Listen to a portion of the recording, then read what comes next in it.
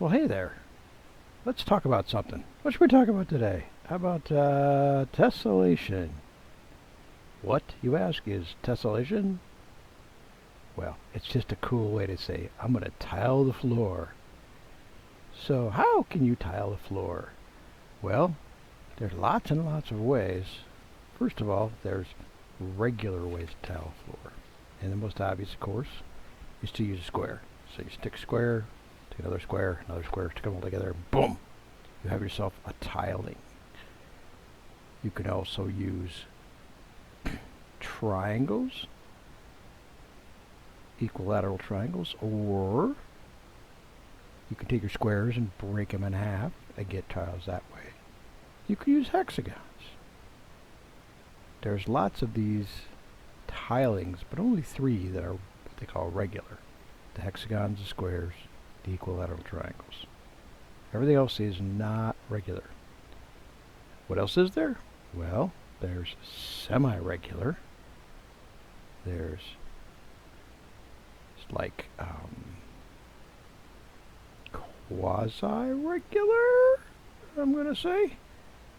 There's things where you just take a shape and it works. Like, for example, you can't use a pentagon. You can't use a pentagon because, well, here's why. At the corner of the tiling, the area has to be 360 degrees. So what can you do there? Well, you can put 320 degree angles. That's three hexagons. It's all good. But four squares. Actually, four rectangles, but they're not regular, so get back to that. Those are 90. Four of those is 360. Or you can go with the ever popular equilateral triangle, 60 degrees in each corner. You should know that. So then, you had 6 of them, that's 360. There's no other simple way to break that up. You can break it up a lot of different ways. But the regular ones, there they are. Now when I go back to the square, you'll notice that rectangles also work. You see this all the time. You see bricks, you see them in straight patterns, you see them in brick patterns, right? They work because the angles work. They're not regular because they're not squares. Rectangles are not regular polygons unless they're squares.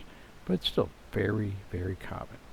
Triangles, almost every triangle works. Pretty much every triangle works because you can take it, flip it over, make it into a parallelogram. Parallelograms always work. What else can you do?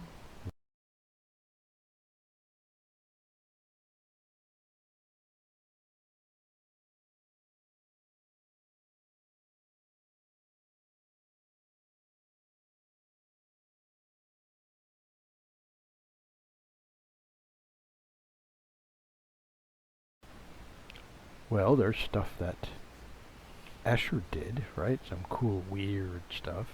But there's also some simple stuff, like you can take some octagons and stick squares between them. You can take squares and break them up.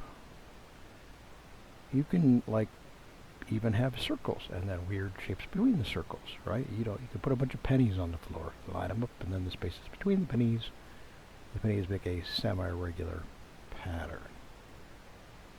So, why is this important? Well, maybe it's not, unless you're trying to tile the space shuttle, or, when you want to get into 3D and you try to tile a sphere, there's some interesting things that happen there.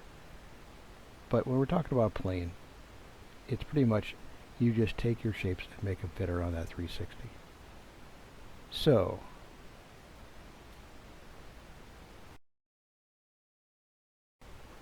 suppose I wanted to make my own.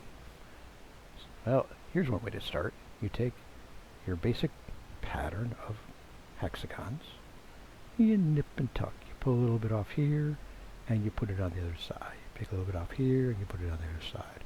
And before you know it, boom, you've got puppies. Or let's say you just wanted to make a Mondrian. Easy enough. You just take some squares and rectangles and stick together with big black lines, and you've got yourself a Mondrian. So are there tessellations that are sort of regular but don't repeat? There are, and they're called Penrose stencilations, and here's kind of what they look like.